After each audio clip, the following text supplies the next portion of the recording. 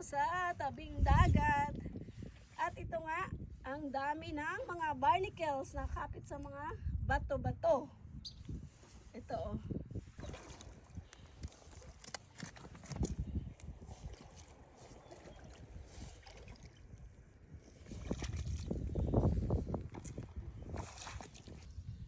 Pag mga ganyang mga naka-ultaw ba, hindi siya laging kalubog sa tubig. Hindi ganun kalakihan, hindi kagaya ng mga nakukuha namin na sa medyo malalim na part namin nakukuha kapag nag-low tide nakukuha namin ay malalaki. Ito ay ganyan lang guys. Oh.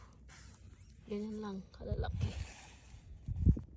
At ganyan nga yung itsura ng mga barnacles kapag nakalubog sa tubig. Yan, naka-open sila.